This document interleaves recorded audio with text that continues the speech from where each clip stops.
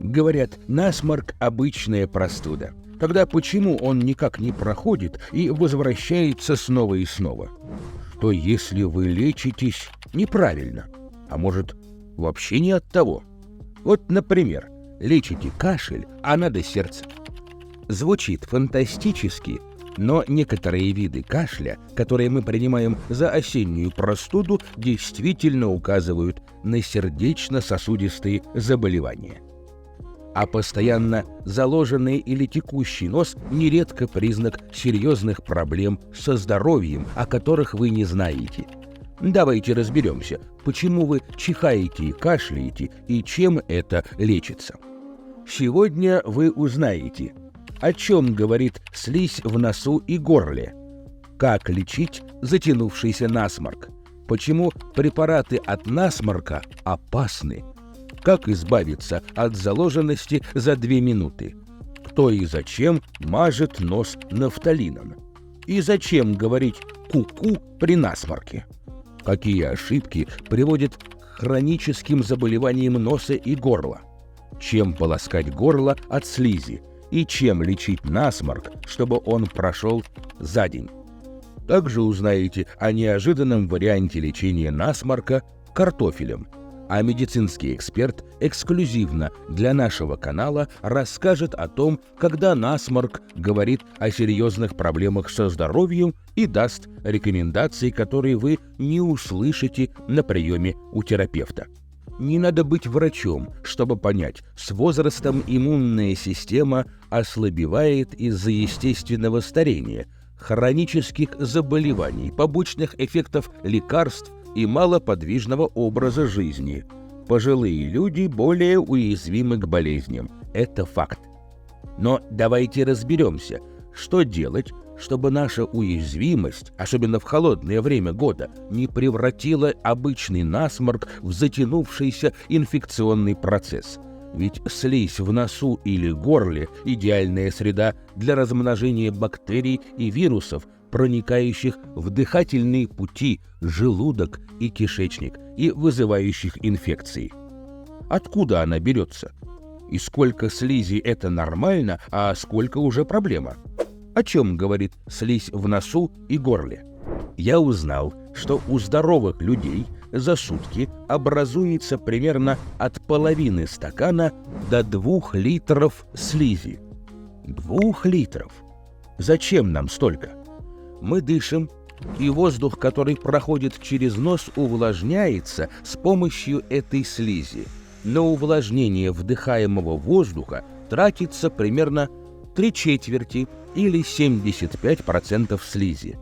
А остальная часть нужна, чтобы захватывать пыль, микробы и другие мелкие частицы, которые могут попасть в наши дыхательные пути.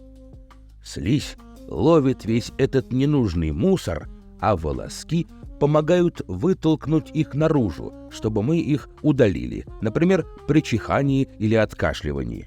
В общем-то, слизь в носу, даже в большом, как вам кажется, количестве, это нормально, а постоянная слизь в горле часто бывает у пожилых людей. Вспомните, возможно, и вы утром откашливаетесь, сплевывая сгустки слизи, которая стекает по задней стенке глотки. Откуда она? Смотрите, так бывает, если имеет место воспалительный процесс в полости носа или в придаточных пазухах. Обычно такое воспаление вызывается микробами и вирусами, и стандартно терапевт назначает прием противовирусных препаратов. А надо ли? Спросим у эксперта. Мы рады познакомить вас с лор-врачом высшей категории Ольгой Александровной Положук. Принято считать, что при простуде надо сразу пить противовирусные препараты. Не надо. Вирусов, которые вызывают простуду, более 200 видов. Противовирусные на большинство из них не действуют. Только на печень дополнительная нагрузка. Дайте иммунной системе самой справиться с вирусом. У нее достаточно для этого сил, поверьте. Просто помогите ей. Оставайтесь дома. Пейте воду без фанатизма. Приоткройте окно, чтобы было прохладно и воздух был свежим. Промывайте нос солевым раствором для удаления вирусов и пыли со слизистой носа и улучшение работы иммунной системы. Если у вас высокая температура тела, вызывайте на дом врача. Пить противовирусные, не зная, какой именно вирус повредил ваше здоровье, все равно, что бить из пушки по воробьям. Тем более, что причиной насморка, боли в горле и слизи могут быть не вирусы, а бактерии. Считается, что цвет слизи зависит от инфекции. Зеленое указывает на бактериальную инфекцию, а желтое на вирусную. Но, как говорят врачи, это не точно. Цвет слизи, ее плотность, запах и количество могут меняться. Дело в том, что некоторые продукты с вашего стола провоцируют образование слизи и влияют на ее вид. Эти продукты так и называют слизеобразующие. И если у вас слизь постоянно собирается в горле, желательно их исключить. Это в первую очередь молочные продукты и крупы. Все, кроме гречки. Есть много других продуктов, которые образуют слизь, и мы сделали для вас, как всегда, полезную подсказку о них, которая ждет вас в нашем телеграм-канале. Ссылка будет в описании. Попробуйте убрать эти продукты хотя бы недели на 2, и вы заметите, что слизи в носу и горле станет меньше. Но полностью избавиться от нее не получится, да и не нужно. Напомню, что слизь защищает нас от бактерий и вирусов, помогает пище двигаться по кишечнику, защищает желудок от кислоты. Слизь состоит в основном из воды и полезных веществ, включая антибиотик лизоцим, который вырабатывает наш организм. Поэтому слизь в носу, еще раз повторю, это совершенно нормально, если не сопровождается отеком и заложенностью носа. И у меня к вам вопрос. Что вы делаете, когда нос заложен и забит полностью? Промываете нос или капаете сосудосуживающие? Пишите в комментариях. А я расскажу, какие ошибки в лечении допускает каждый третий. Обычно люди промывают нос и полощут горло, и это действительно самое простое, чем можно помочь при насморке и кашле. Но именно полоскание и промывание чаще всего и вредят. Проверьте себя, а вдруг и вы допускаете эти ошибки. Ошибка первая. Спиртовые растворы. Не стоит использовать для полоскания горла и промывания носа спиртовые растворы. Даже если вам кажется, что спирт действует как антисептик и убивает микробы и вирусы. Любые спиртовые растворы как огонь для нежной слизистой оболочки. Вместо того, чтобы помочь, они жгут и пересушивают слизистую горла и носа, даже в разбавленном виде. Ошибка вторая. Полоскание и промывание без симптомов, так сказать, для профилактики. Если нет першения или сухости, боли или жжения в горле, то не надо его полоскать на всякий случай. В нашем организме есть защитные механизмы и полезные бактерии, которые помогают поддерживать здоровье. В горле и носу своя микрофлора, то есть набор микроорганизмов, которые живут там и помогают бороться с инфекциями. Если полоскать горло для профилактики и промывать нос после каждого чиха, или того хуже, использовать лекарства без необходимости, нарушается баланс микрофлоры. Вы просто смываете полезных помощников и открываете путь к бактериям и вирусам. Промывать и полоскать для профилактики не рекомендуется. А вот если появились симптомы, можно действовать. Хотя подождите. Вы уверены, что знаете, как правильно промывать нос? Йоги практикуют метод промывания носа с красивым названием «Джала Нети». По сути, это обычная промывка носа с помощью соленой воды. И не надо быть йогом и знать особые секреты, чтобы с этим справиться. Итак, рассказываю технику выполнения процедуры для пожилых людей. Добавьте 1 чайную ложку морской соли на литр воды. Хорошо растворите. Соленая вода должна быть теплой, как и ваше тело. ни горячее, ни холоднее. Стоп! А почему промывают соленой, а не обычной водой, знаете? Ну, во-первых, соленая вода помогает лучше увлажнить нос и снять отек, а во-вторых, у соленой воды более высокое осмотическое давление, чем у простой. Говоря проще, из-за соли, она не проникает в кровеносные сосуды и ткани носа так легко, как простая вода. Скажу больше, если вы попробуете промывать нос обычной водой, то можете почувствовать дискомфорт или даже боль.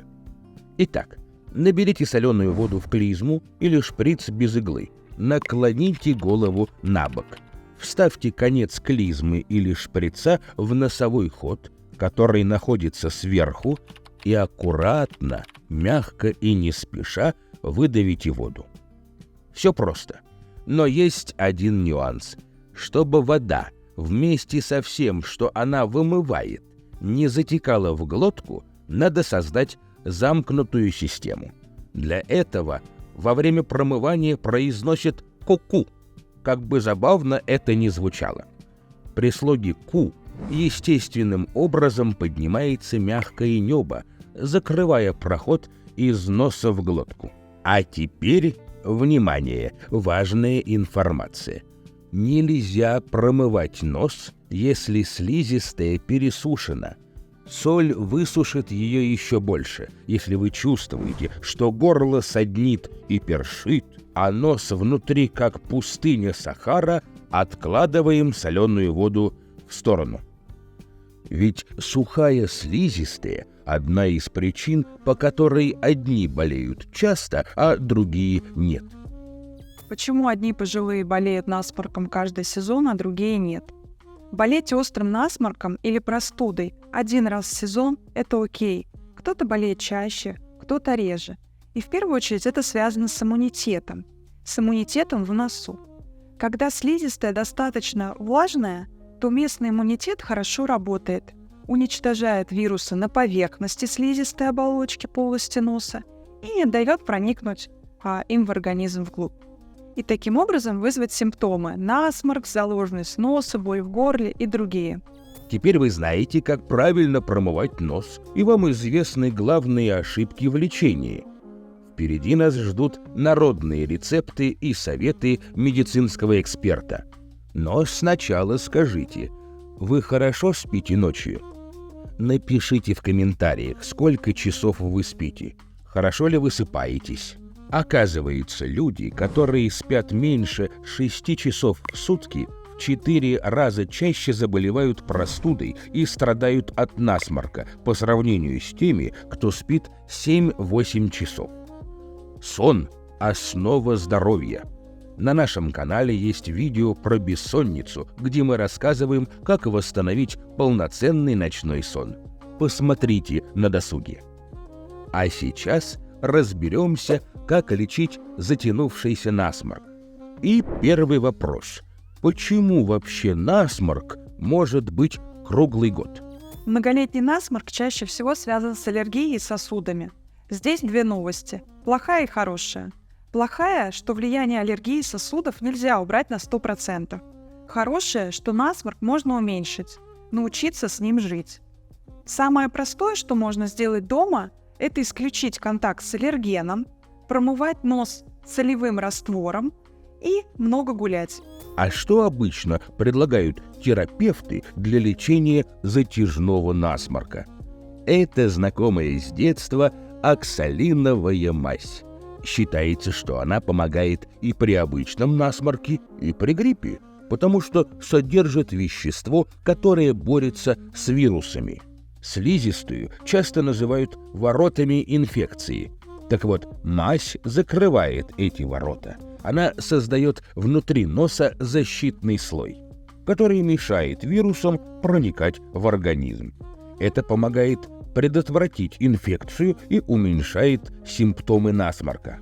Но почему она так действует? И действует ли?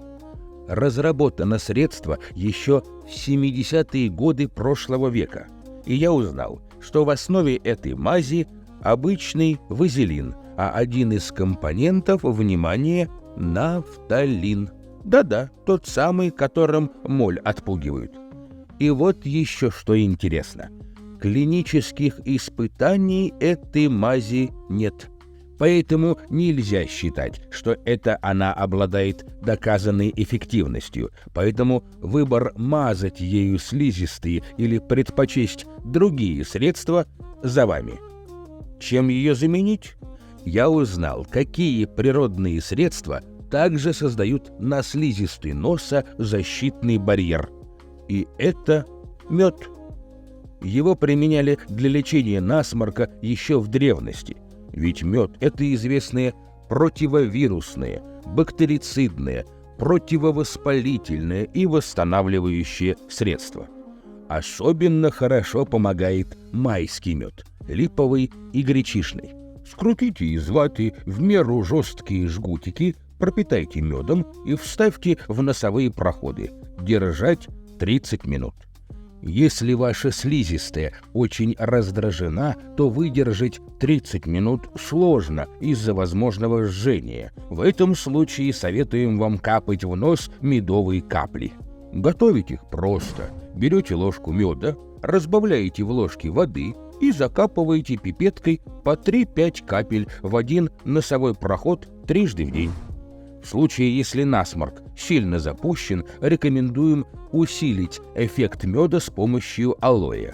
Алоэ, кстати, может заменить оксалиновую мазь и использоваться как средство профилактики в сезон простуд.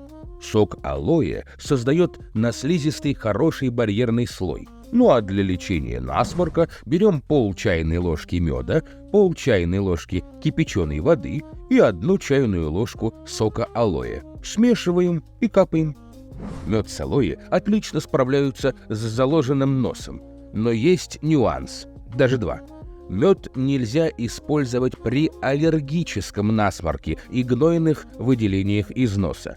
А также ни мед, ни алоэ не поможет, если заложенность носа вызвали медикаменты. А такие бывают. Я о сосудосуживающих препаратах.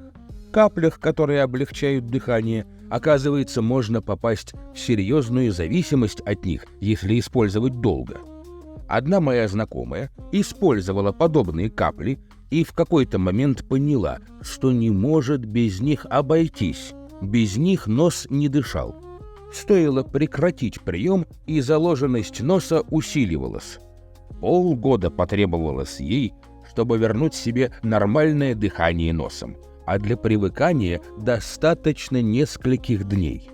Как правильно использовать капли в нос, чтобы не вызывать привыкания, и что делать, если уже привыкли? Главное правило применения сосудосуживающих капель – пользоваться ими не более 7-10 дней подряд.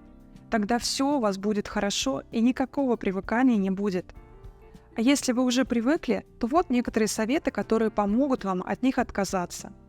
Капайте капли в детской дозировке, брызгайте в ту половину носа, которая хуже дышит в данный момент, промывайте нос слабосолевым раствором, брызгайте в нос интраназальные гормоны, которые обычно выписывает врач, примерно 1-2 месяца. Не только сосудосуживающие капли вызывают медикаментозную заложенность носа, но и другие препараты. Давайте узнаем, какие, и проверим свою аптечку. Заложенность носа – один из возможных побочных эффектов, которые бывают у антидепрессантов и гормональных препаратов. Некоторые лекарства, используемые для лечения сердечно-сосудистых заболеваний, тоже вызывают заложенность носа. Так что если вас измучил затяжной насморк и заложенность без очевидных для простуды причин, перечитайте на досуге инструкцию к лекарствам.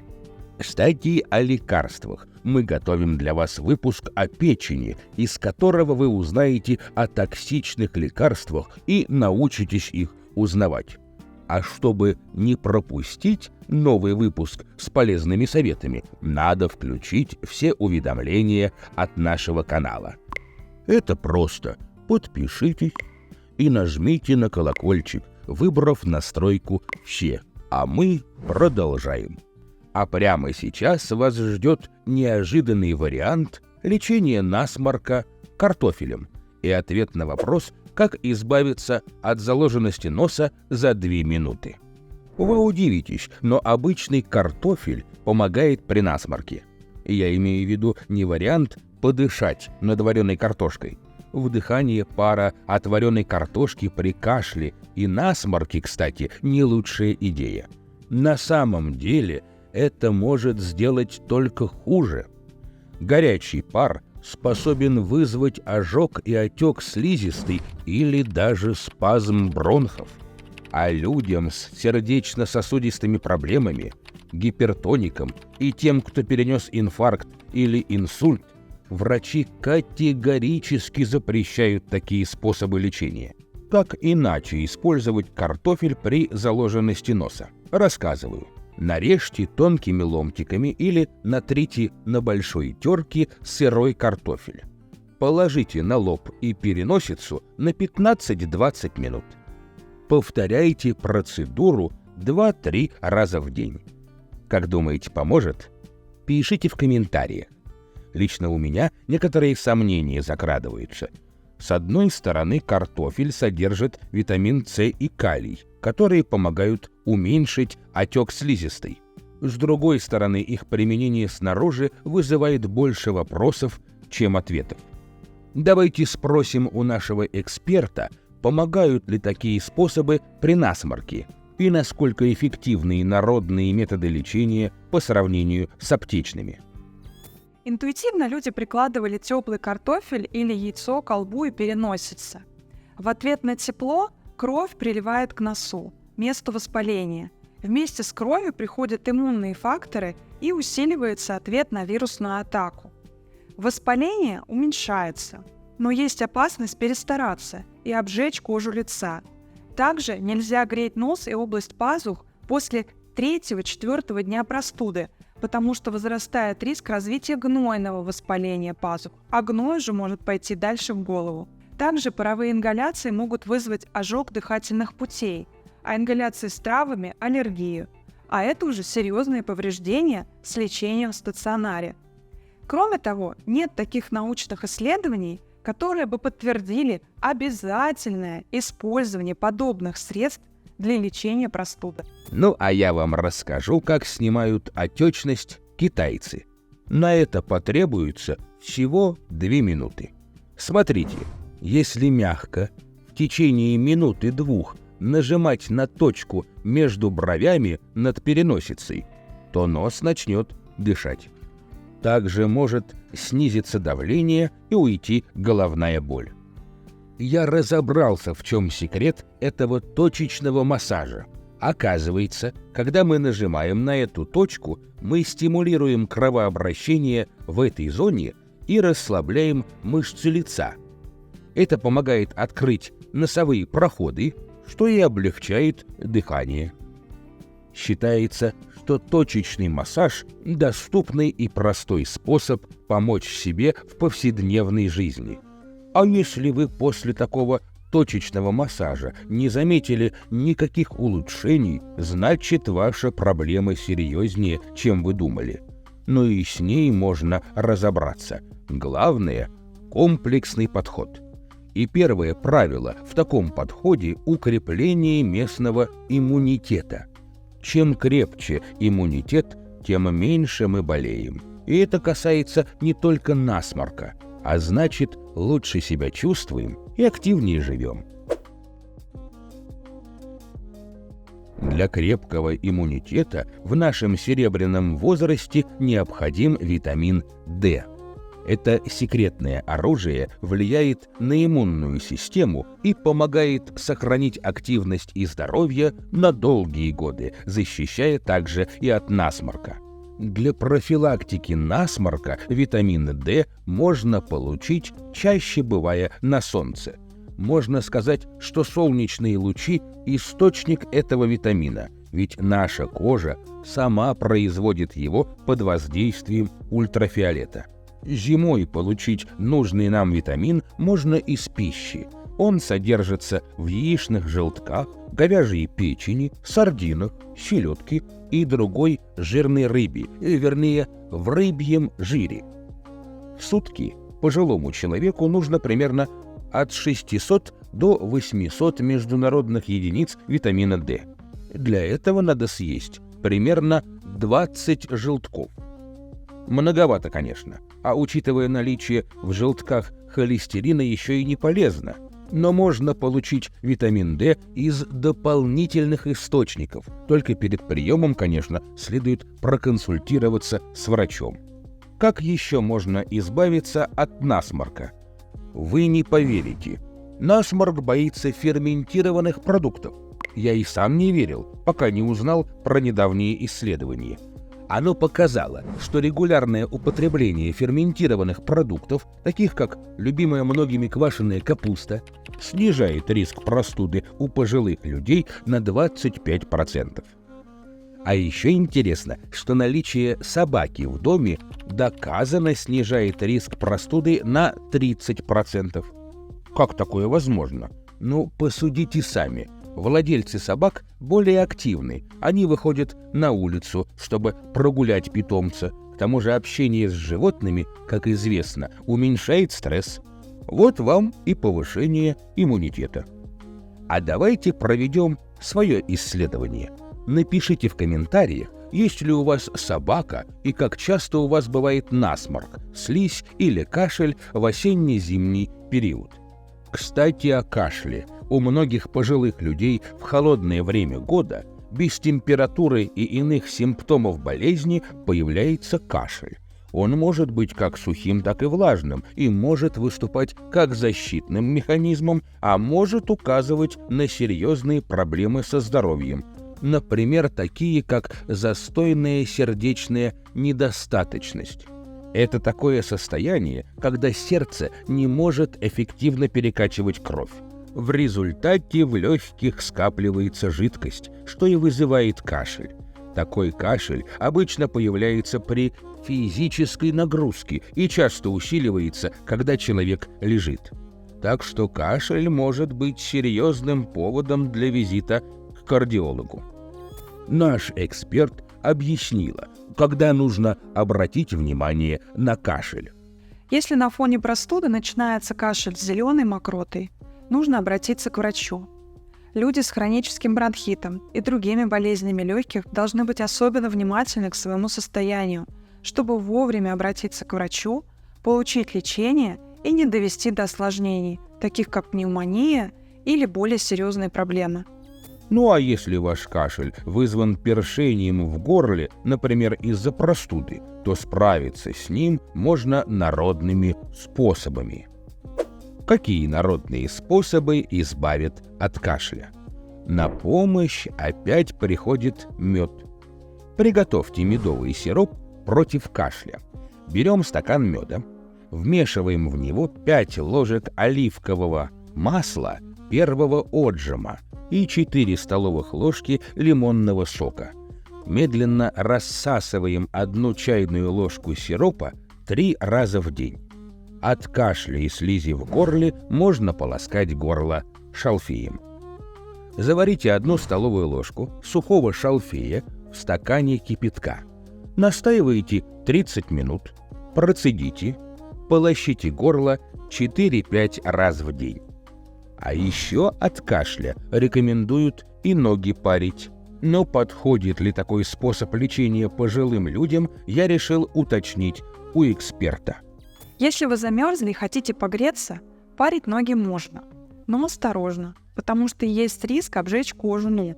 А как известно, у пожилых людей есть проблемы с заживлением ран. Лучше и безопаснее одеть теплые шерстяные носки и залезть под одеяло. Так вы точно согреетесь и меньше риск получить проблемы. Эксперты канала «Здоровье и долголетие» всегда на вашей стороне. И сейчас типичный случай из практики нашего врача. Ко мне обратилась женщина 65 лет, которую беспокоил постоянный насморк. Начинает есть теплую пищу, течет водичка из носа. Выходит на холод на улицу или заходит в помещение с кондиционером, опять подтекает. В таком случае нужно исключить аллергию и воспаление в пазухах носа. Если все нормально, то проблема в сосудах. Это называется вазомоторный ринит. Ваза – сосуды, моторные движения, ринит – процесс в носу. По-русски насморк связан с сужением и расширением сосудов носа, поэтому тренируем сосуды. Я назначила женщине промывание носа слабосолевым раствором. Солевой раствор улучшает работу слизистой и тонус сосудов носа, и выделений меньше.